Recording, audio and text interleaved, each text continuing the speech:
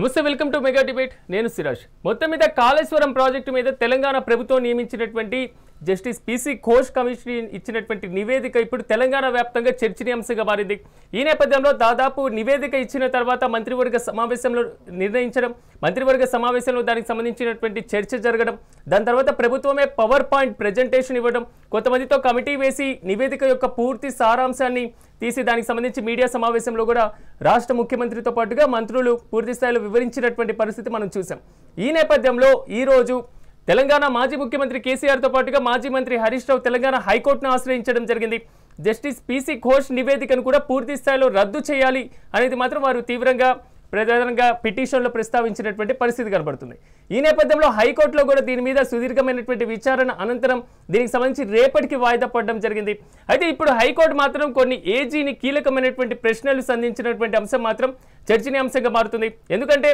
నివేదిక యొక్క అంశాన్ని మాజీ ముఖ్యమంత్రితో పాటుగా మాజీ మంత్రికి ఇచ్చారా ఆ కాపీని ఇప్పటి వరకు వారికి సంబంధించి విచారణకి పిలిచేటప్పుడు 88 సహా 88 అనేటువంటి సెక్షన్ ప్రకారమే విచారణ చేశారా ప్రజాప్రాతినిధ్య చట్టం 1951 ఏం చెప్తుంది ఇలాంటి అంశాలన్నీ కూడా ఇప్పుడు కీలకంగా తెలంగాణ రాష్ట్ర వ్యాప్తంగా చర్చనీయాంశంగా మారాయి నిజంగా కాళేశ్వరంలో అంత అవినీతి జరిగితే కాళేశ్వరానికి సంబంధించినటువంటి కమిషన్ రిపోర్ట్లో ఉన్నటువంటి అంశాలన్నీ కూడా వాస్తవంగా ఉంటే విచారణకు హాజరైనటువంటి వారికి మాత్రం ఎందుకు నివేదిక ఇవ్వలేదు అనేది మాత్రం ఇప్పుడు ఒక క్వశ్చన్ మార్క్గా మారింది ఇదే అంశానికి సంబంధించి మనం పూర్తి స్థాయిలో డిబేట్ని ప్రారంభించేటువంటి ప్రయత్నం చేద్దాం నాతో పాటు డిబేట్లో పార్టిసిపేట్ చేస్తున్నారు గౌతమ్ ప్రసాద్ గారు బీఆర్ఎస్ పార్టీ సీనియర్ నాయకులు అదేవిధంగా శ్యామ్ ప్రసాద్ రెడ్డి గారు కాంగ్రెస్ పార్టీ నాయకులు నైనాల గోవర్ధన్ గారు నీటిపారుదల ప్రాజెక్టు విశ్లేషకులు ఆంధ్ర అండ్ తెలంగాణకు సంబంధించినటువంటి వారు ఎస్ అందరికీ నమస్కారం అండి గౌతమ్ ప్రసాద్ గారు మీతోనే నేను ప్రారంభిస్తాను ఎలా చూడొచ్చు అంటారు ఈ కోర్టు ఈరోజు హైకోర్టుకు వెళ్ళడం హైకోర్టులో ఇచ్చినటువంటి కొంతవరకు ఆర్గ్యుమెంట్స్ రేపటికి వాయిదా జరిగింది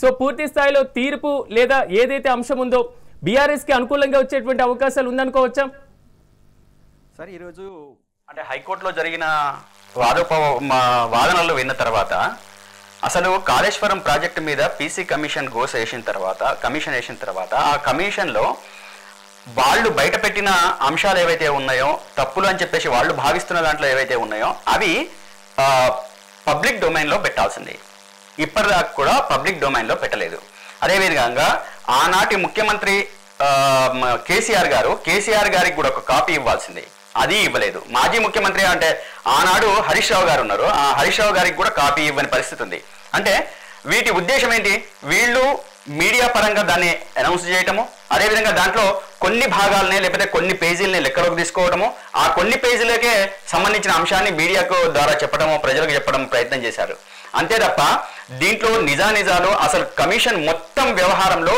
ఎవరిని తప్పు పట్టింది ఎవరిని తప్పు పట్టాలి ఏ విధానాన్ని మనం లెక్కలోకి తీసుకోవాలి అసలు ప్రభుత్వం పాత్ర ఏంటి ఇక్కడ ఒక కాంట్రాక్ట్ ఒక ప్రాజెక్టుకి సంబంధించిన కాంట్రాక్టు ఒక సంస్థకి ఇచ్చిన తర్వాత ఆ సంస్థకు సంబంధించిన విచారణ ఏమైనా ఉంటుందా లేదా కేవలం ప్రభుత్వంది మాత్రమే ఉంటుందా అసలు దీంట్లో ఏం జరిగింది ఈ పిల్లర్లు కుంగడానికి ప్రధానమైన కారణాలు ఏంటి అని చెప్పేసి ఇప్పటిదాకా కూడా ప్రభుత్వం వైపు నుంచి ఏమీ చెప్పని పరిస్థితి ఉంది అంటే వాళ్ళు కావాలని రాజకీయ కక్షతోని మాత్రమే ఈరోజు ఒక కమిషన్ వేశారు ఆ కమిషన్లో ఈ అబద్ధాలు లేకపోతే అవాస్తవాలు వాళ్ళకు అనుకూలంగా ఉన్న ఒక 2 పేజీలు తీసుకొచ్చి ఇచ్చేశారు మీరు ఒకటి గమనించండి దాదాపు 600 పైచీలకు పేపర్స్ అనుకుంటాను పేజీలు అనుకుంటాను ఒక రోజులో ఎట్లా చదివారు బిఫోర్ డే సబ్మిషన్ చేస్తే సెకండ్ డే నాడు వచ్చేసింది రిపోర్టు బయటకు వచ్చేసింది ప్రెస్ మీట్ పెట్టారు ఎట్లా పెట్టడానికి సాధ్యమవుతుంది అంటే అన్ని పేజీల సారాంశాన్ని అంటే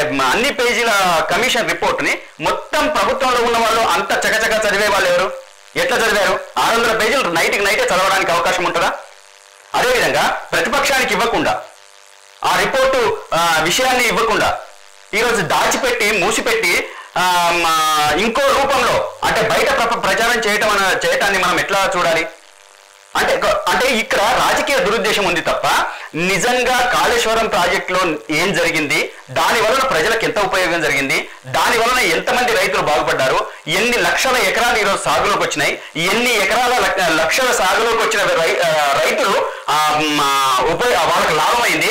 అదేవిధంగా కొత్తగా ఆయకట్టు స్థిరీకరణ ఎంత జరిగింది, ఆ ఆయకట్టు స్థిరీకరణలో ఉన్న రైతుల యొక్క ప్రయోజనాల్ని మనం లెక్కలోకి తీసుకోవాలా వద్దా, అదేవిధంగా అంతకుముందు ఎన్ని లక్షల మెట్రిక్ టన్నుల ధాన్యం ఉత్పత్తి ఉండేది, ఆ తర్వాత ఇది కట్టిన తర్వాత ఎన్ని లక్షల మెట్రిక్ టన్నుల ధాన్యం ఉత్పత్తి అయింది అని చెప్పేసి ఒక అంచనాతోని ఒక లెక్క ప్రకారంగా చెప్పాల్సిన బాధ్యత నుంచి ఈరోజు ప్రభుత్వం పారిపోయింది తప్ప దీంట్లో ప్రధానమైన ఉద్దేశము ఒక రాజకీయ దురుద్దేశం తప్పితే దీంట్లో ఎలిగేషన్ చేయడానికి కానీ తప్పు పట్టడానికి ఏమీ లేదు అని చెప్పేసి మేమైతే చెప్పదలుచుకున్నాం.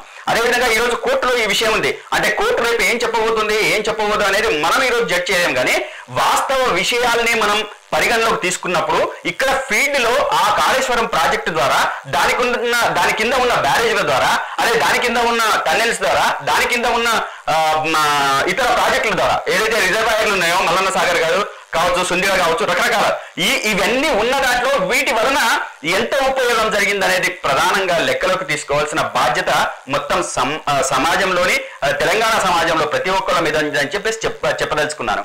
అదేవిధంగా కమిషన్ ఈ రోజు ఇచ్చిన రిపోర్టు ప్రకారము వాళ్ళు చేసిన ప్రయత్నం ఏదైతే ఉందో ఆ ప్రయత్నంలో ఏం లోపం జరిగింది, ఇంజనీరింగ్ వ్యవస్థ నుంచి లోపం జరిగిందా, లేకపోతే కాంట్రాక్టర్ దగ్గర నుంచి లోపం జరిగిందా, లేకపోతే అధికారుల నిర్వహణ చేసే సందర్భంలో ఏదైనా సరిగ్గా చేయలేదా, లేదా ఇక్కడ అంటే అవినీతికి పాల్పడ్డారు ఏంటి అని చెప్పేసి ఎక్కడన్నా ఉందా ఆ రిపోర్ట్లో మొత్తంలో?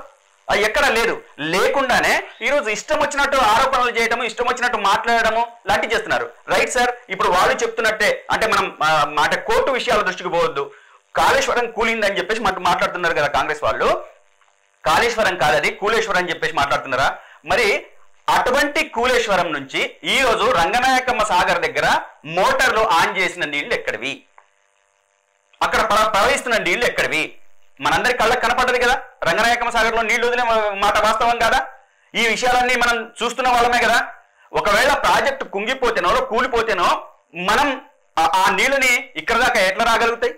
ఇక్కడ వాళ్ళు ఎన్డీఎస్ఏ రిపోర్ట్ కూడా క్లియర్ గా చెప్పింది ఏమని, 2 పిల్లర్లు కుంగినయి, 3వ పిల్లరు కొంచెం దెబ్బతిన్నది అని చెప్పేసి అని అంటారు. అంటే ఈ దెబ్బతిన్న దానిని సరి చేసి వాడుకోవాలని కూడా ఎన్డీఎస్ఏ చెప్పింది.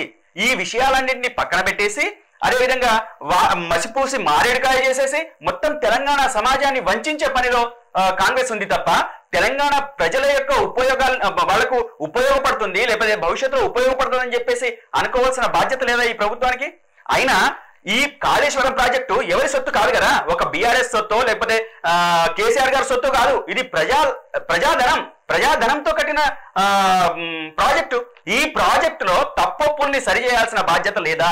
నిజంగా అవినీతి జరిగితే అవినీతి మీరు మాట్లాడండి, అది వేరే సంగతి. కానీ ప్రాజెక్టు వలన ఎన్ని లక్షల కుటుంబాలు లాభపడుతున్నాయి, ఎన్ని లక్షల కుటుంబాలకు అది జీవనోపాధిగా మారింది, ఎన్ని లక్షల ఎకరాలకు ఈరోజు సాగులో తెచ్చింది.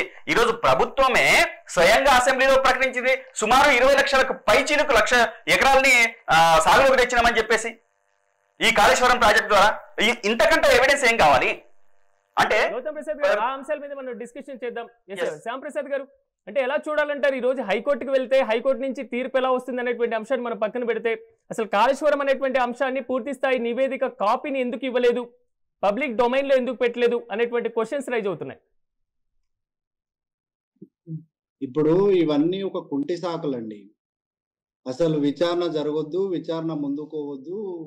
గత ప్రభుత్వం బదలామయ్యేటటువంటి ఒక పరిస్థితి ఉంది. కేసీఆర్ గారు తప్పు చేసిందని చెప్పి బీఆర్ఎస్ పార్టీ వాళ్ళు భయపడి ఈ యొక్క కమిటీ పైన అవాకులు చవాకులు పేలుతున్నటువంటి పరిస్థితి. ఈ కమిటీ నివేదిక వచ్చిన తర్వాత వాళ్ళు కోర్టుకు పోయినటువంటి పరిస్థితి చూస్తేనే అక్కడ పూర్తిగా ప్రాజెక్ట్ అవినీతిమయం అయిపోయిందని చెప్పి వాళ్ళ యొక్క మాటల్లోనే మనకు అర్థమవుతుంది. ఈరోజు ఘోష్ గారు ఒక లోక్పాల్కు ఎన్నికైనటువంటి మొదటి వ్యక్తి. ఆయన సీనియరు ప్రధాన న్యాయమూర్తిగా పనిచేసినటువంటి ఆంధ్రప్రదేశ్లో కానీ కోల్కతాలో కానీ పనిచేసినటువంటి పరిస్థితి. సరే, ఆరోపణలు ప్రత్యారోపణలు రాజకీయంలో చేయడం కామన్. అది ఎవరు ఏం చేసిండ్రు అనేది, అది కాళేశ్వరమా కూలేశ్వరమా, ఈరోజు నీళ్ళు ఎక్కడి నుంచి ప్రవహిస్తున్నాయని చెప్పి వాళ్ళు ప్రశ్నిస్తున్నారు. ఈరోజు ఉన్నటువంటి పరిస్థితిలో దాదాపు 1,00,000 కోట్ల రూపాయలను తీసుకుపోయి కాళేశ్వరం ప్రాజెక్టులో పెట్టి దాన్ని నీటిమయం చేసినటువంటి పరిస్థితి. సరే పూర్తిగా కూడా కాళేశ్వరం నుంచి ఉపయోగం లేదంటే కాళేశ్వరం నుంచి ఉపయోగం ఉంది. కాకపోతే అనుకున్నంత స్థాయిలో ఉపయోగం లేదు అనేది ప్రజల యొక్క వాదన, కాంగ్రెస్ పార్టీ యొక్క వాదన. ఈరోజు మనం ఏదన్నా ఒక వ్యాపారం స్టార్ట్ చేసినప్పుడు దాన్ని లాస్‌లో రన్ చేయలేం గదండీ! వచ్చేటటువంటి ఆదాయం మొత్తం దాని కరెంటు బిల్లుకే సరిపోకుండా, ఆ కరెంటు బిల్లుకి గూడా అప్పు తీసుకొచ్చి, మళ్ళా ఆ అప్పులో నుంచే కరెంటు బిల్లుకు ఆ అప్పుకి ఇంట్రెస్ట్ కట్టేటటువంటి పరిస్థితి ఉంది ఈరోజు. హరీష్ రావు గారు ఎంత దిగజారి మాట్లాడుతున్నారంటే, ఈరోజు కాళేశ్వరంలో ఉన్నటువంటి మోటార్లన్నీ బేరింగ్‌లు పనిచేసే విధంగా, పని చేయకుండా ఉండే విధంగా ఆన్, ఆఫ్ జేస్తున్నారు. ఒక జిల్లాకు, ఒక ఉమ్మడి జిల్లాకు సరిపోయేటటువంటి కరెంటు ఈరోజు మేము కాళేశ్వరం ప్రాజెక్టు ఉపయోగిస్తుంటే, వాళ్ళు దీన్ని అడ్డుకుంటున్నారనే ఉద్దేశ్యంతో హరీష్ రావు గారు మాట్లాడుతున్నారు. ఇది హరీష్ రావు గారి స్థాయికి తగదు. సరే అవునన్నా, కాదన్నా కేసీఆర్ గారి అల్లుడిగా, తెలంగాణ ఉద్యమకారుడిగా హరీష్ రావు గారంటే ఒక గౌరవం ఉంది. కానీ హరీష్ రావు గారు ఆ గౌరవాన్ని నిలుపుకోవాలి.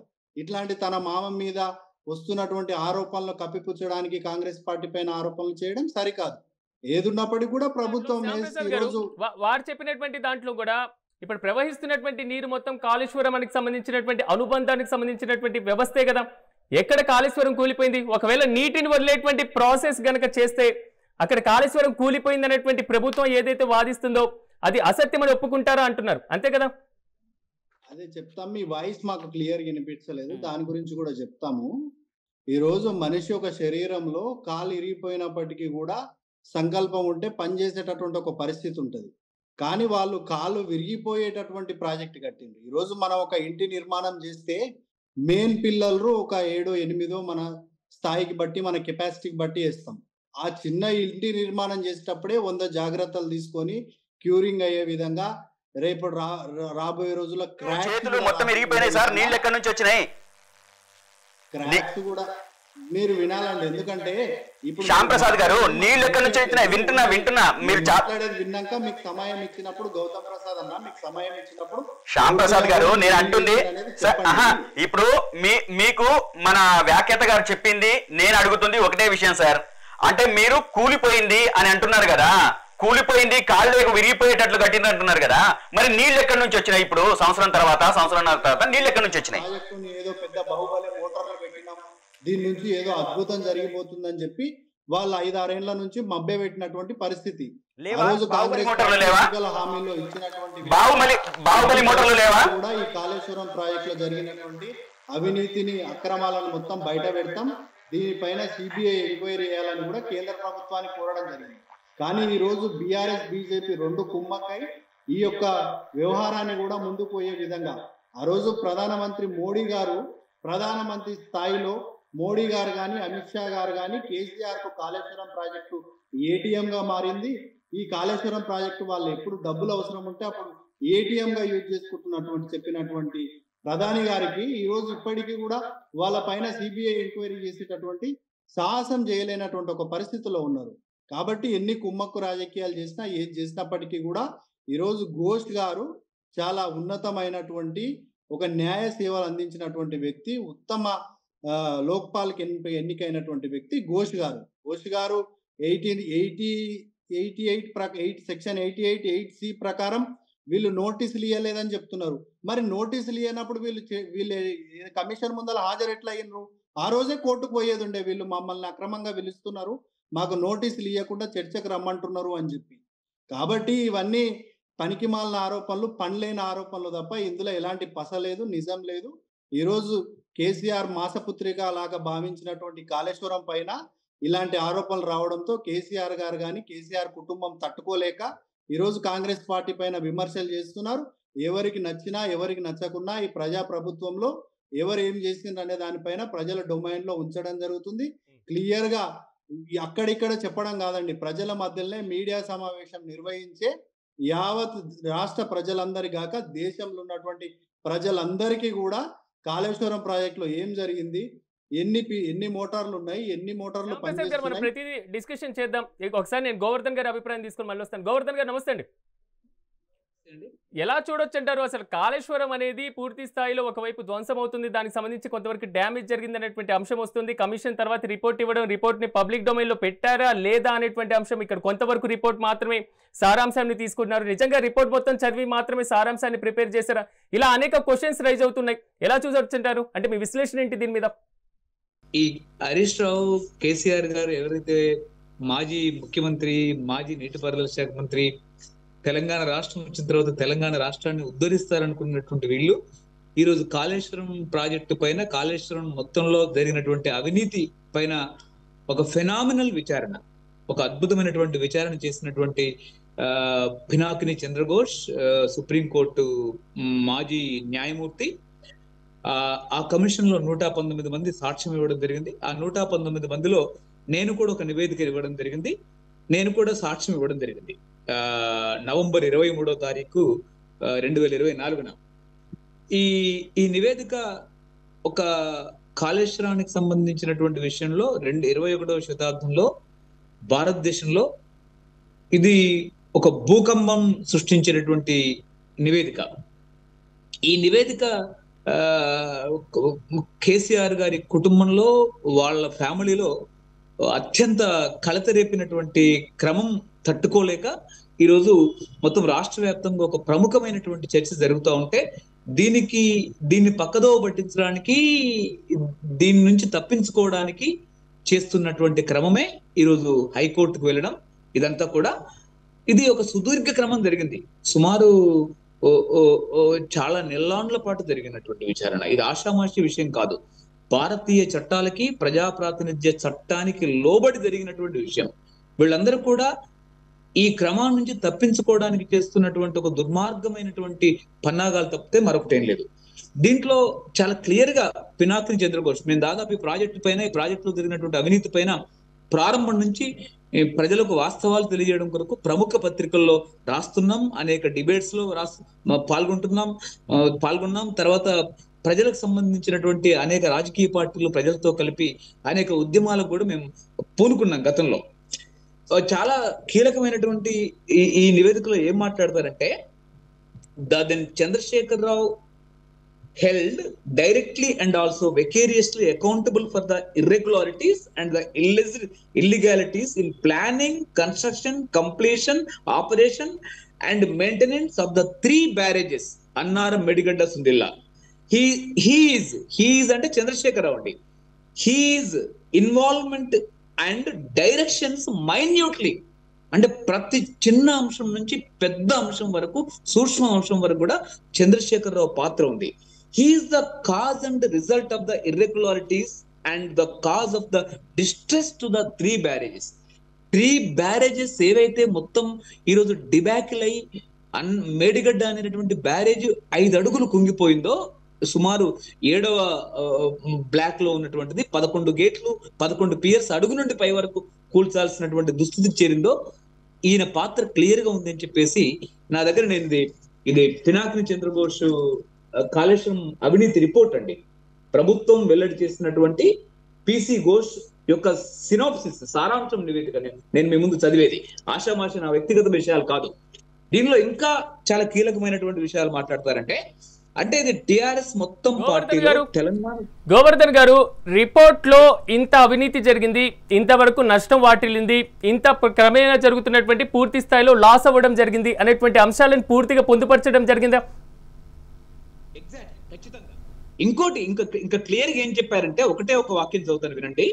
The reason that there is not availability of it water at Tummidihatti, the construction of barrage is shifted from Tummidihatti to Medigadda does not appear to be sincere and honest. Does not appear to be sincere and honest.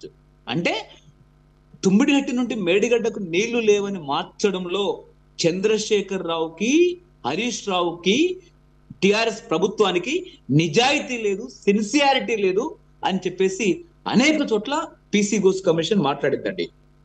ఇంకొక వాక్యం నేను చదివి వినిపిస్తాను, చాలా కీలకమైనటువంటి విషయం. The decision of construction of barrage at Medigada and also Annaram and Sundilla is also of the then Chief Minister. మొత్తం ఈ 3 బ్యారేజీల యొక్క నిర్మాణానికి ప్రధానమైనటువంటి కారణం ఎవరు అంటే చంద్రశేఖర్ రావు. ఇంకొక కీలకమైన గోవర్ధన్ గారు గౌతమ్ ప్రసాద్ గారు అడిగినట్టుగా పూర్తి స్థాయిలో నివేదికలో ఇంత లోపం జరిగింది, ఇంత అవినీతి జరిగింది అనేటువంటి అంశాలను పొందుపరచడం జరిగిందా? నేను అక్కడికే వస్తున్నాను. దెర్ ఇస్ నో ప్రాణహిత చెవిళ్ళ. ఈ మాటలు మాట్లాడుతుంది ఎవరంటే Chandrashekar Rao. There is no Pranahita చెవిళ్ళ. I am making this clear Medigadda, I am making this clear Medigadda అనేటటువంటి మాటలు ఇంజనీర్లు మిగతా వాళ్ళు ఎవరు చెప్పినటువంటి విషయం కూడా ఏది లేదు. ఇంకోటి, ఈరోజు టిఆర్ఎస్ పార్టీ నాయకత్వము, కల్వకుంట్ల చంద్రశేఖర్ రావు, హరీష్ రావు, వాళ్ళ పార్టీలో ప్రయోజితులుగా ఆర్థిక ప్రయోజనం పొందినటువంటి అనేక మంది ఈరోజు వాస్తవాలను ఒక అబద్ధాలుగా మాట్లాడుతున్నారు. అద్భుతమైనటువంటి అబద్ధాలను ప్రపంచంలో గొప్ప సత్యాలుగా వాళ్ళు మాట్లాడుతున్నారు. అబద్ధాలని నిజాలుగా, నిజాలని అబద్ధాలుగా మాట్లాడేటటువంటి దాంట్లో టిఆర్ఎస్ నాయకత్వంలో ఉండినటువంటి కల్వకుంట్ల చంద్రశేఖర్ రావు ఫ్యామిలీ అంత గొప్ప వాళ్ళు ప్రపంచంలో ఎవరు లేరు. నేను ఇంకొక దానికి వస్తున్నాను. మేడిగడ్డ, అన్నారం, సుందిల్లా ఇప్పటి వరకు సుమారు 95,000 కోట్ల రూపాయలు ఈ ప్రాజెక్టుకు వెచ్చించారండి. 95,000 కోట్లు వెచ్చించారు. అందులో అన్నారం, మేడిగడ్డ, సుందిల్లకి 25,000 కోట్లు వెచ్చించారు. పంప్ హౌస్లు, బ్యారేజ్లు అన్ని కలిపి 25,000 కోట్ల రూపాయలు NDSA, national dam safety authority మొదటి నివేదిక. రెండవది ఫైనల్ నివేదిక 400 పేజీలు ఉంటుందండి. అది అందరూ చదువుకున్నారు ఇప్పటికే. 400 పేజీల్లో సమరీ రిపోర్ట్ కూడా సుమారు ఒక 7 నుంచి 10 పేజీలు ఉంటుంది. దీంట్లో చాలా క్లియర్గా చెప్పారు, ఈ బ్యారేజెస్ ఏవి కూడా ఒకవేళ ఏడో బ్లాక్ లో మేడిగడ్డలో 5 అడుగులు ఏదైతే కుంగిందో అక్కడ ఏదైతే పునర్నిర్మాణం చేసి అంటే మొత్తం 11 పియర్స్, 11 గేట్లు అడుగు నుండి పై వరకు కూల్చేటటువంటి క్రమం కూడా మేం కూల్చం. ఈ దేశంలో ఉన్నటువంటి ఎక్స్పర్ట్ ఇంజనీరింగ్ విభాగాలతోని ఒక కమిటీ వేసి ఆ కమిటీ మరొకసారి పరిశోధన చేసి దాని రిపోర్టును సిడబ్ల్యూసీకి సమర్పిస్తే దాని ప్రకారం కూల్చాలి తప్ప మరొకటి లేదు. ఒకవేళ 7వ బ్లాక్ లో ఉన్నటువంటి 11 పియర్స్ గేట్లు కూల్చినా 6వ బ్లాక్ నుంచి 1వ బ్లాక్ వరకు కానీ 8వ బ్లాక్ లో ఉన్నటువంటి మిగతా పియర్స్ కుంగిపోవు అనేటటువంటి గ్యారంటీ లేదు అని చెప్పేసి ఎన్డీఎస్సీ చెప్పిందండి. ఇంకోటి అదే కాదు, మేడిగడ్డ ఒకదానికి గోవర్ధన్ గారు డిస్కషన్ చేద్దాం, ప్రతి అంశాన్ని డిస్కషన్ చేద్దాం. ఎస్ గౌతమ్ ప్రసాద్ గారు. సార్ ఎస్ గౌతమ్ ప్రసాద్ గారు ఏమంటారు గోవర్ధన్ గారి మాటకు సంబంధించి? సార్ నేనేమంటున్నానంటే గోవర్ధన్ గారు ఇప్పుడు సుదీర్ఘంగా చెప్పారు సార్, అద్భుతమైన రిపోర్ట్ ఇవ్వడం జరిగింది కమిషన్ అని. నేనేమంటున్నానంటే అద్భుతమైన కమిషన్ రిపోర్ట్ ఇస్తే దీంట్లో అవినీతి ఎంత జరిగింది, ఎవరి ద్వారా ఎంత జరిగింది, దేంట్లో ఎంత జరిగింది అని చెప్పేసి పీసీ కమిషన్ ఘోష్ ఏమన్నా వెల్లడించిందా? ఆ పీసీ కమిషన్ ఘోష్ ఇప్పుడు అవినీతి ఎంత జరిగింది, దేంట్లో ఎంత జరిగింది అని చెప్పేసి ఏమన్నా లెక్క తేల్చిందా? నంబర్ 1, భూకంపం సృష్టించింది ఈ నివేదిక అని అంటున్నారు. ఎక్కడ భూకంపం సృష్టించింది, ఏ దాని ప్రకారం భూకంపం సృష్టించింది? కాళేశ్వరం కట్టలేదని సృష్టించిందా, లేకపోతే కాళేశ్వరం కట్టాలని సృష్టించిందా, లేకపోతే ఈ కాళేశ్వరం ప్రాజెక్టు కట్టిన తర్వాత దాంట్లో చుక్క నీళ్లు లేవు, అదేవిధంగా దీనికి చుక్క నీళ్లు లేకపోయినా 1,00,00,000 కోట్ల రూపాయలు కేటాయించారని చెప్పేసి భూకంపం సృష్టించిందా? ఈ 1,00,00,000 కోట్ల రూపాయలు అవినీతి జరిగిందని ఈరోజు కాంగ్రెస్ పార్టీ వాళ్ళంటే వాళ్ళు అధికారికంగా వాళ్ళు రాజకీయంగా మాట్లాడతారు, అది వేరే విషయం. కానీ గోవర్ధన్ గారు కూడా ఈరోజు 1,00,00,000 కోట్ల అవినీతి జరిగిందని చెప్పేసి మాట్లాడుతున్నారా? తను గోవర్ధన్ గారు అంటే నాకు చాలా గౌరవం, తను నాకు తెలుసు. అయితే తను ఈ 1,00,00,000 కోట్ల రూపాయల అవినీతి జరిగిందని చెప్పేసి ఆయన కూడా మాట్లాడుతున్నారా? ఇది నాకు చెప్పాలి. అదేవిధంగా తుమ్మిడిహట్టి విషయం ఈరోజు గోవర్ధన్ గారు మాట్లాడుతున్నారు.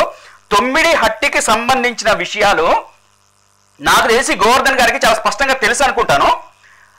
తుమ్మిడిహట్టి ఇది కాంగ్రెస్ పార్టీ అధికారంలో ఉన్నప్పుడు ఇక్కడ కాంగ్రెస్ పార్టీ ఉంది ఆంధ్రప్రదేశ్లో, ఆనాడు ఉమ్మడి ఆంధ్రప్రదేశ్లో. అదేవిధంగా మహారాష్ట్రలో కూడా కాంగ్రెస్ పార్టీ ఉంది, సెంట్రల్లో కూడా కాంగ్రెస్ పార్టీ ఉంది. ఆ రోజు ఈ ప్రాజెక్టుకు సంబంధించింది మొత్తం మీద కాళేశ్వరం అనేటువంటి అంశం మాత్రం ఒక వైపున అటువైపు అధికార ప్రతిపక్షాల మధ్య తీవ్ర వాదోపవాదాలు జరుగుతున్నాయి. ఈ నేపథ్యంలో మనం మెగా డిబేట్ లో కంటిన్యూ చేద్దాం. ఎస్ గౌతమ్ ప్రసాద్ గారు ఎలా చూడొచ్చు అంటారు? అంటే మీ అభిప్రాయం ప్రకారం ఇందాక పూర్తి స్థాయిలో ఎంత అవినీతి జరిగింది, ఎంత లోపం ఉంది అనేటువంటి అంశాలను కూడా మీరు రేకెత్తించారు. దానికి సంబంధించి శ్యాంప్రసాద్ గారి దగ్గర నేను అభిప్రాయం తీసుకునేటువంటి ప్రయత్నం చేస్తాను. కానీ శ్యాంప్రసాద్ గారు అంటున్నటువంటి మాట ఏంటంటే ఏదైతే రూల్స్ ప్రకారం 88 లేదా 82 అనేటువంటి సెక్షన్స్ ఏదైతే ఉన్నాయో వాటికి సంబంధించి అప్పుడు మాట్లాడకుండా ఇప్పుడు హైకోర్టుకు వెళ్ళడం ఏంటి అనేది వారి ప్రధానమైనటువంటి ఆర్గ్యుమెంట్. దానికి ఏమంటారు? అధికారికంగా ఎప్పుడు పోవాలనో అప్పుడు పోతారు సార్. దానికి సంబంధించింది విషయం కాదు. ఇప్పుడు మనము ఆ నోటీస్ గురించి ఇప్పుడు 88 సెక్షన్ గురించి మాట్లాడేది కాదు. ఇప్పుడు మనం మొత్తం పీసీ ఘోష్ కమిషన్కి సంబంధించిన విషయాలు మాట్లాడుతున్నాం. పీసీ ఘోష్ గారి కమిషన్లో మనకి ఏమేం తప్పులు దొరికినాయని చెప్పేసి 600 పేజీలు రాత్రికి రాత్రే చదివి ఏం చెప్పారు, ఏం తెలుసుకున్నారు, ఏం బయట పెట్టారు, ఈ నివేదికలో మొత్తం భూకంపం వచ్చే విధంగా ఏముందని చెప్పేసి మేము ప్రశ్నిస్తున్నాం. రెండో విషయం ఏంటంటే తుమ్మిడిహట్టి దగ్గర ఏదైతే వీళ్ళు కావాలనే కట్టలేదని చెప్పేసి మాట్లాడుతున్నారు కదా. ఈరోజు గోవర్ధన అన్ని విషయాలు తెలిసిన మనిషి. మీకు తుమ్మిడిహట్టి వద్ద మేము ప్రాజెక్టు కోసం ప్రయత్నం చేసింది 23/7/2014 నాడు మహారాష్ట్ర ఇరిగేషన్ శాఖ మంత్రి దగ్గరికి పోయి హసన్ ముష్రఫ్ను కలిసి ప్రాజెక్టు నిర్మాణం యొక్క ఆవశ్యకతను వివరించారు హరీష్ రావు గారు. ఇదొకటి. అదేవిధంగా ఆ తర్వాత పృథ్వీరాజ్ చౌహాన్ గారితో కేసీఆర్ కలిసిన సందర్భం ఉంది. హలో కాదు అంటే వాళ్ళు ఏది అవుట్డేటెడ్? ఎందుకంటే మా ప్రభుత్వం తుమ్మిడిహట్టి దగ్గర ఏం ప్రయత్నం చేసిందో చెప్తే అది అవుట్డేటెడ్ అని మాట్లాడితే నేనేం చెప్పాలి సార్? అంటే ఏ సందర్భాల్లో ఎక్కడెక్కడ పోయిందిగో 2015లో ఒకసారి, 2014లో ఒకసారి, అదేవిధంగా 16/8/2014 నాడు ఇంజనీర్ల సమావేశం జరిగింది. ఈ విషయాలన్నింటినీ కూడా మేము చెప్పదలుచుకున్నాం. అదేవిధంగా నిజంగా వీళ్ళు ఏ ప్రాతిపదికన పోయినరో ఆ ప్రాతిపదిక ప్రకారం ఈరోజు ప్రజలకు వివరాలు చెప్పారా? పబ్లిక్ డొమైన్ లో ఈరోజు ఉంచారని చెప్పేసి ఎవరు మన గోవర్ధన్ గారు అని చెప్పేసి అంటున్నారు. పబ్లిక్ డొమైన్ లో ఏం పెట్టారు? శ్యామ్ ప్రసాద్ గారు అంటున్నారు మొత్తం నివేదికని పబ్లిక్ డొమైన్ లో పెట్టినరా? మరి ఎందుకు ఇప్పటిదాకా బయటకు రాలేదు? ఎందుకు పెట్టినామని అబద్ధాలు చెప్తున్నారు? వాస్తవ విషయాల్ని వాస్తవంగా చెప్పండి, అవాస్తవాల్ని అవాస్తవంగా చెప్పండి. మేము ఇగో లెటర్స్ ఏనాడు ఎవరితో మాట్లాడిన లెటర్స్ తో సహా మేము చూపిస్తాం. మహారాష్ట్ర ప్రభుత్వానికి మేము ఏ రోజు వెళ్ళినామో మీరు దయచేసి ఏమన్నా అంటే జూమ్ చేయడానికి అవకాశం ఉంటే కనుక జూమ్ చేయండి. పూర్తి వివరాలతోనే మహారాష్ట్ర గవర్నమెంట్ తో తుమ్మిడిహట్టి దగ్గర మేము కట్టడానికి మేము ప్రయత్నం చేస్తే ఆ తర్వాత బీజేపీ ప్రభుత్వం వచ్చిన తర్వాత కూడా మేము మాట్లాడడానికి ప్రయత్నం చేసినాం. ఎవరికి? ఫడ్నవీస్ గారితో కూడా మాట్లాడడానికి ప్రయత్నం చేస్తే అంతకు ముందే ఫడ్నవీస్ గారు దాని మీద పోరాటం చేసి ఉన్నారట. మేము పోరాటం చేసి ఉన్నాం.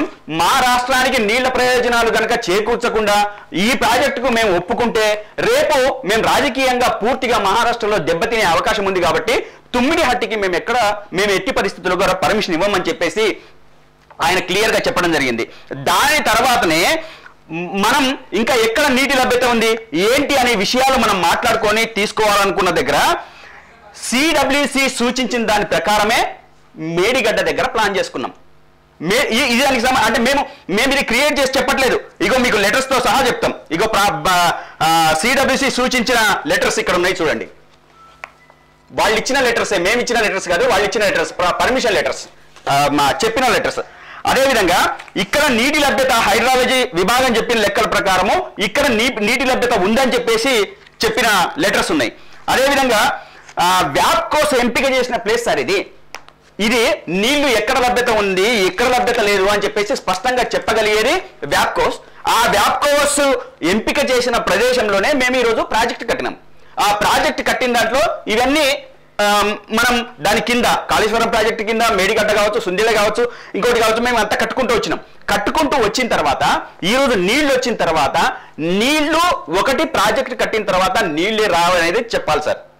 రెండోది మేము అవినీతి చేశాము, 1,00,000 కోట్ల రూపాయల అవినీతి చేశామనంటే మరి అక్కడ వచ్చిన మనం ఇప్పటిదాకా చూసిన దాని ప్రకారము 3 బ్యారేజీలు ఎక్కడి నుంచి వచ్చినాయో చెప్పాలా, అదేవిధంగా 15 రిజర్వాయర్లు ఎక్కడి నుంచి వచ్చినాయో చెప్పాలా, 19 సబ్ స్టేషన్లు ఎక్కడి నుంచి వచ్చినాయో చెప్పాలా, 21 పంప్ హౌజులు ఎక్కడి నుంచి వచ్చినాయో చెప్పాలా, 203 కిలోమీటర్ల సొరంగాలు ఎక్కడి నుంచి వచ్చినాయో చెప్పాలా, 1531 కిలోమీటర్ల గ్రావిటీ కెనాల్స్ ఎక్కడి నుంచి వచ్చినాయో చెప్పాలా, 98 కిలోమీటర్ల ప్రెజర్ మెయిన్స్ ఎక్కడి నుంచి వచ్చినాయో చెప్పాలా, 141 టీఎంసీల స్టోరేజ్ కెపాసిటీ ఎక్కడి నుంచి వచ్చిందో చెప్పాలా, 500 మీటర్ల ఎత్తుకు లిఫ్ట్ చేసింది వాటర్, ఇది ఎట్లా జరిగిందో చెప్పాలా, 240 టీఎంసీల నీటి వినియోగం ఏ విధంగా జరిగిందో, ఏ విధంగా తీసుకొచ్చినామో చెప్పాలా. మేమంతా అవినీతి చేస్తే దీని కింద అనేక రిజర్వాయర్లు ఉన్నాయి. ఆ రిజర్వాయర్లను కూడా మేము ఎట్లా కట్టినాం, ఏ రకంగా తీసుకొచ్చాం. అవినీతి అనేది జరిగితే మొత్తం 1,00,000 కోట్ల రూపాయలు మా కేసీఆర్ ప్రభుత్వము లేదా బీఆర్ఎస్ పార్టీ తింటే చేస్తే ఇవన్నీ ఎక్కడి నుంచి వచ్చినాయి? మరి నిన్నగాక మొన్న రంగనాయకమ్మ సాగర్ లో నీళ్ళు ఎక్కడి నుంచి వచ్చినాయి? మొన్న అంతకు ముందు ఒక 2 నెలల క్రితం 3 నెలల క్రితం గంధమల్లకు పోయి ఓపెన్ చేసి వచ్చారు కదా ముఖ్యమంత్రి గారు. ఆ గంధమల్లకు నీళ్ళు ఎక్కడి నుంచి వస్తాయని చెప్పేసి పోయినరు. ఎక్కడి నుంచి వచ్చినాయి? ఇదే కాళేశ్వరం కింద మీద నుంచి రావాలి, అక్కడికి కూడా నీళ్లు రంగనాయకమ్మ సాగర్ కి అక్కడికి రావాలి. అదేవిధంగా మేడారము, మల్కంపేట, అనంతగిరి, రంగనాయకమ్మ, మల్లన్న సాగర్ ఇవన్నీ కూడా అక్కడి నుంచి వస్తున్నాయి నీళ్లు. ఈ రోజు రంగనాయకమ్మ సాగర్ కింద ఎంత సాగు అవుతుంది? గోవర్ధన్ గారు ఏం చెప్తారు? గౌతమ్ ప్రసాద్ గారు పూర్తి స్థాయిలో నీటిని విడుదల చేస్తున్నటువంటి సిచ్యువేషన్ కూడా కనబడుతుంది కదా అనేటువంటి అంశాలు కూడా ప్రస్తావించారు. అవి ఎక్కడి నుంచి వచ్చినాయి? అవి కాళేశ్వరంలో పాటా కాదా? గోవర్ధన్ గారు ప్లీజ్ చెప్పండి. గౌతమ్ ప్రసాద్ గారికి సంబంధించినటువంటి అంశాలు ఏం చెప్తారు మీరు దానికి సంబంధించి? ఆయన తుమ్మిడిహెట్టి దగ్గర వాటర్ లేదు అని చెప్పేసి ఆయన ప్రస్తావన.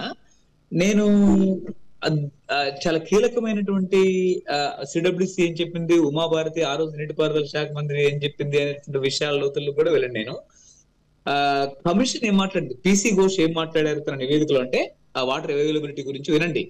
The alleged non-availability water at Tummudihetti is not the correct. Govardhan గారు ఆ అంశాలు కాదు, మీరు పీసీ ఘోష్ ఇచ్చినటువంటి నివేదిక సంబంధించినటువంటి అంశాలు ప్రస్తావిస్తున్నారు. ఇక్కడ గౌతమ్ ప్రసాద్ గారు చెప్తున్నటువంటి మాట ఏంటంటే ఈ రోజు ప్రభుత్వం నిన్న నీటిని విడుదల చేసింది. ఆ విడుదల చేసినటువంటి సాగర్స్ ఏవైతే ఉన్నాయో ప్రాజెక్టులు అవన్నీ కాళేశ్వరంలో పాటా కాదు. Observations of the CWC on hydrology of both the projects are the similar. విన్నారా మీరు? ఇంకొక విషయం కూడా, కేసీఆర్ ఎంత దుర్మార్గమైనటువంటి పని చేశారంటే ఆన్ రిటైర్డ్ ఇంజనీర్స్ కమిటీ ఏదైతే నివేదిక విడుదల చేశారో ఆ నివేదికను వీళ్ళు తొక్కిపెట్టారండి. అది మొత్తం కూడా ఓఎండి నివేదికను మన వాళ్ళు ఎవరు కేసీఆర్ గారు వాటికి సంబంధించి కూడా కమిషన్ ఏం మాట్లాడిందో మీరు ఒకసారి చూడండి. మీరు చాలా కీలకమైనటువంటి విషయాలు ఇవన్నీ. The failure in operation and maintenance and role of the CM Chandrasekhar Rao heading idi. One of the factor of the failure of the proper operation and maintenance and consequential failure of the barrage is on account of impounding water and water nimpadam. It has categorically been observed and held that the Chief Minister Chandrasekhar Rao has directed to the authorities to store water in 3 barrages to the full capacity for the purpose of lifting of water through pumps house. Therefore, the then Chief Minister Chandrasekhar Rao acted against the interest of the state. And okay, Govardhan garu, na voice వినిపిస్తుందా? వినిపిస్తుంది, వినండి. ఇక్కడ clear cut గా ఒకటి ఏంటంటే అసలు ఏదైతే Kaleshwaram project ఉందో దాని ద్వారా ఎలాంటి లబ్ధి లేదంటారు ఇప్పుడు మీ అభిప్రాయంలో? ఖచ్చితంగా మేడిగడ్డ, అన్నారం, సుందిల్ల 3 బ్యారేజీలని రిహాబిలిటేట్ చేయడం కానీ వాటి పునర్నిర్మించడం కానీ సాధ్యం కాదు. నీటి వచ్చేటటువంటి సోర్స్ ఏదైతే ఉందో వాళ్ళు చాలా మంది మాట్లాడుతున్నారు, కాళేశ్వరం ప్రాజెక్టులు అంటే ఇన్ని పంపు హౌజులు, ఇన్ని రిజర్వాయర్లు, ఇన్ని టీఎంసీల 145 టీఎంసీల స్టోరేజ్ ఇదంతా మాట్లాడుతున్నారు.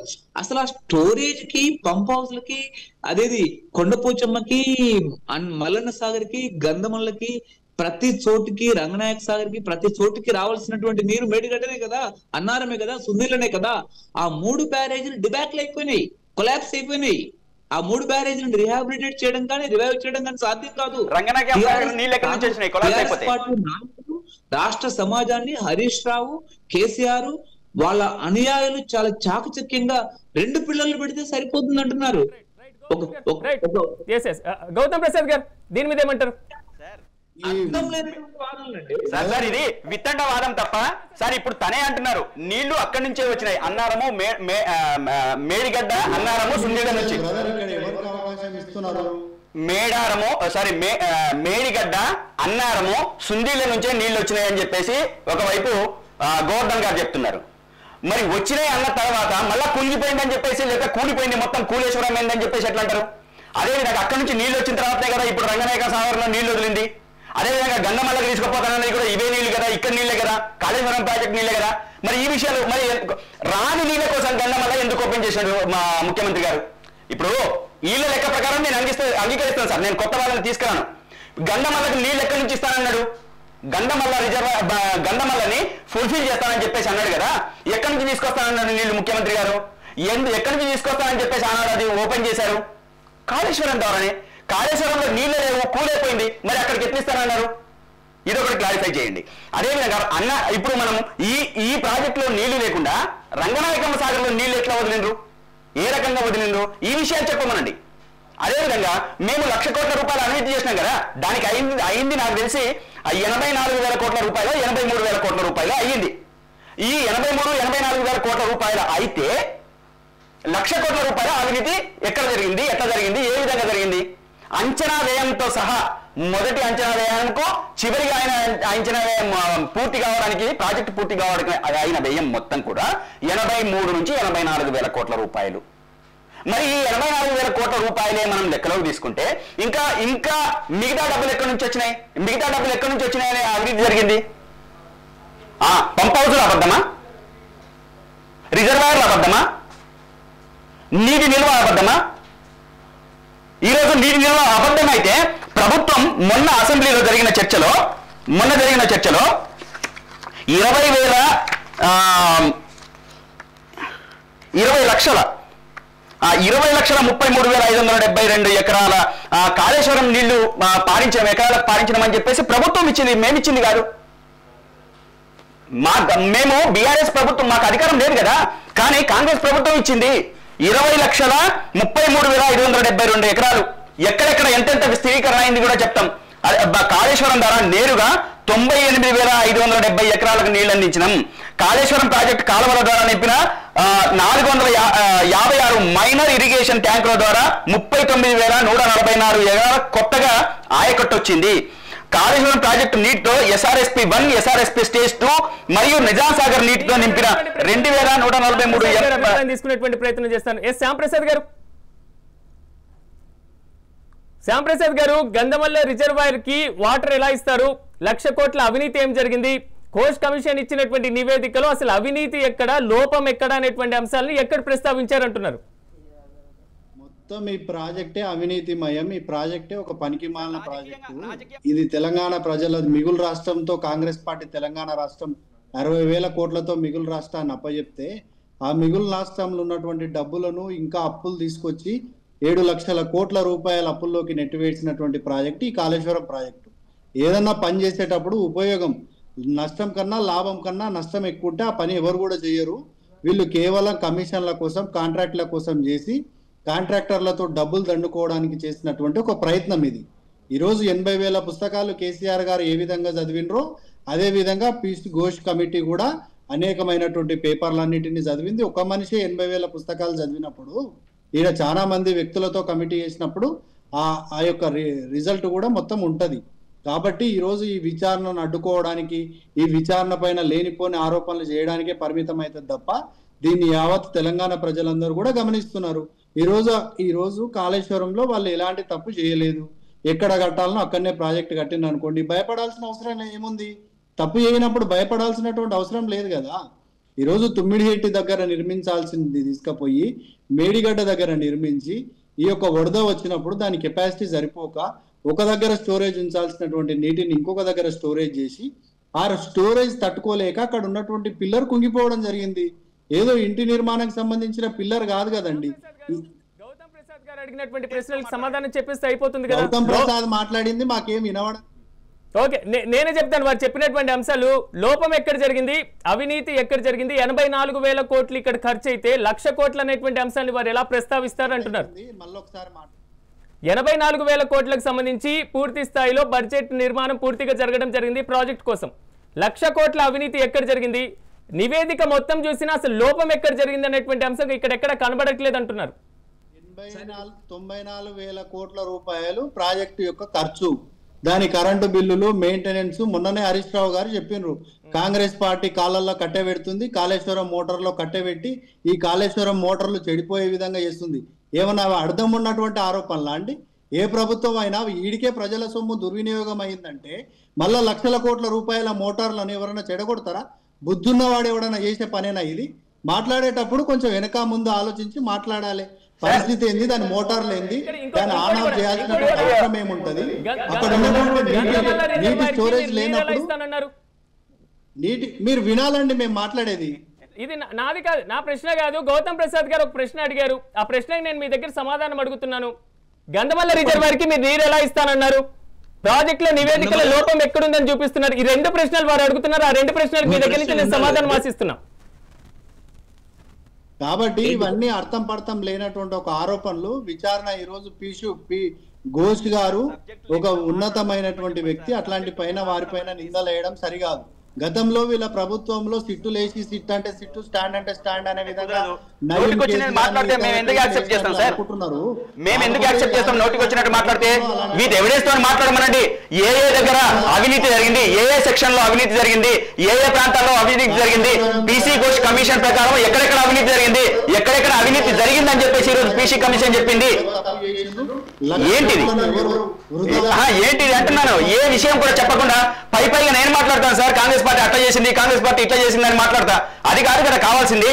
కాంగ్రెస్ పార్టీ ఈ రోజు కమిషన్ వేసిన తర్వాత ఆ కమిషన్ నిర్దిష్టంగా ఇగో ఈ లొకాలిటీలో అవినీతి జరిగింది, ఈ లొకాలిటీలో ఇంత అవినీతి జరిగింది, ఈ సందర్భంలో ఇంత అవినీతి జరిగింది, ఇగో ఈ సందర్భంలో కేసీఆర్ గారు ఇంత తీసుకున్నారు, ఇగో ఈ సందర్భంలో కేటీఆర్ గారు ఇంత తీసుకున్నారు, ఇగో ఈ సందర్భంలో హరీష్ రావు గారు ఇంత, ఇటువంటి ఏమన్నా ఉంటే చెప్పండి. అబద్ధాలు చెప్పడానికి మేము ఓవరాల్ గా మస్తు మాట్లాడచ్చు సార్. పీసీ కమిషన్ కేసీఆర్ గారి మీద కానీ, హరీష్ రావు గారి మీద కానీ, ఇంకెవరైనా మీద కానీ ఏం నిర్దిష్టమైన ఆరోపణలు ఏమైనా చేసిందా మీరు చెప్పండి. ఏం మాట్లాడతారు? ఏం అయ్యో అది తుది మొదలు లేకుండా మాట్లాడితే వేస్ట్ సార్. తుది మొదలు లేకుండా మాట్లాడితే వేస్ట్ సార్.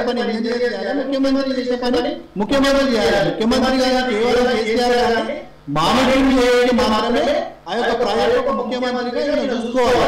కానీ ఇంజనీరింగ్ మారి నేను చెమట కాసి మొత్తం 80,000 పుస్తకాలను రాసి రంగడించి కాళేశ్వరం ప్రాజెక్టు కడితే కాళేశ్వరం ప్రాజెక్టు మొత్తం నీటిలో కుంగిపోయినటువంటి పరిస్థితి.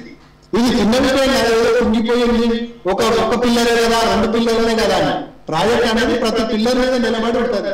ఈ రోజు అనేక సంవత్సరాల కింద కట్టినటువంటి శ్రీశైలం గాని ఇదే కోమటిరెడ్డి వెంకటరెడ్డి గారు మిడ్ మానేర్ ప్రాజెక్ట్ కడితే మొత్తం కొట్టుకుపోయింది సార్. మిడ్ మానేర్ ప్రాజెక్ట్ కొట్టుకుపోతే మా గవర్నమెంట్ వచ్చిన తర్వాత మేము నిర్మించిన వాస్తవం అంటారా తెలుసుకోండి, చరిత్ర తెలుసుకోండి. Mid Maner project contractor sir Rajagopal Reddy, Venkat Reddy Rajagopal Reddy. ఈ వెంకటరెడ్డి రాజగోపాల్ రెడ్డి కట్టిన మిడ్ మానేర్ ప్రాజెక్ట్ కొట్టుకుపోయింది. మొత్తమే కొట్టుకుపోతే మేము కట్టించిన మళ్ళీ మేము వచ్చిన తర్వాత మేము ఆనాడు తెలంగాణ ప్రయోజనాన్ని ఆలోచించడం తప్ప మీలాగా అడ్డగోలుగా మాట్లాడలేదు. మేము వాస్తవాలతో మాట్లాడుతున్నాము, ఆధారాలతో మాట్లాడుతున్నాము. మేము ఆధారాలు చూపించి మాట్లాడుతున్నాం. మీరు ఆధారాలు లేకుండా ఆరోపణలు చేయొద్దండి. గోవర్ధన్ గారు, గోవర్ధన్ గారు దీనికి సంబంధించినటువంటి మీరేమంటారు? ఎందుకంటే గతంలో ఎస్ఎల్బిసి టన్నెల్ కూలి దాదాపు 8 మంది చనిపోవడం జరిగింది. ఇంకో ప్రధానమైనటువంటి అంశం కూడా పెద్దవాగు కొట్టుకొని పోయి 2 సార్లు కూడా దాని కరకట్ట తెగడం జరిగింది. మూడోది సుంకేసుల రిటైనింగ్ వాల్ కూడా కూలిపోవడం జరిగింది. సో ఇన్ని జరిగినా వీటి మీద ఎక్కడ నివేదిక లేదు, ఎక్కడ కమిషన్ లేదు, పూర్తి స్థాయిలో దీనికి సంబంధించి విచారం లేదు.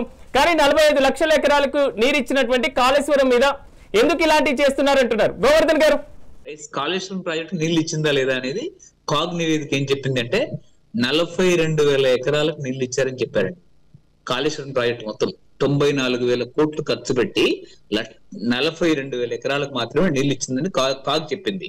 కంప్ట్రోలర్ అండ్ ఆడిటర్ జనరల్ ఏంటి సెంట్రల్ గవర్నమెంట్ ఆధ్వర్యంలో దేశంలో ఉండేటువంటి ఒక రాజ్యాంగ ప్రతిపత్తితో కూడినటువంటి స్వతంత్ర సంస్థ. రెండోది ఇంకోటి కాగ్ ఏం చెప్పింది, చాలా కీలకమైనటువంటి విషయం, ఇది ₹1 ఖర్చు చేస్తే 42 పైసలు మాత్రమే దీంతో ప్రయోజనం ఉంది అని చెప్పారు.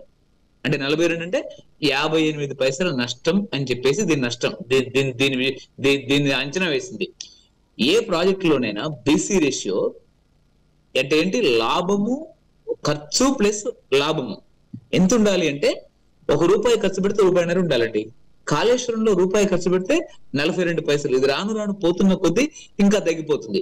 రెండవది, వాళ్ళ ముఖ్యమంత్రి దగ్గర సుమారు 10 సంవత్సరాలు పనిచేసిన ENC engineering chief Muralidhar Rao general, ఆయన కాంగ్రెస్ పార్టీ వచ్చిన తర్వాత ఆయన కూడా ఈఎన్సీగా కొద్ది కాలం ఉండే, మేడిగడ్డ వద్ద పవర్ పాయింట్ ప్రెజెంటేషన్ లో ఆయన ఎన్ని ఎకరాలకు నీళ్లు ఇచ్చిందని చెప్పారంటే 98,000 ఎకరాలండి.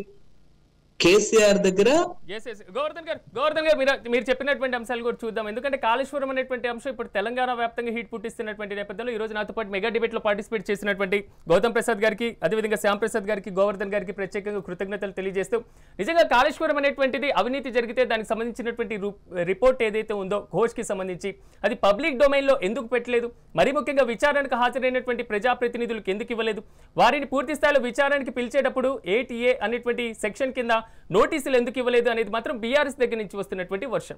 ఇది వాళ్ళ మెగా డిబేట్. రేపటి డిబేట్లో మళ్ళీ కలుద్దాం. చూస్తూనే ఉండండి మెగా 9 టీవీ.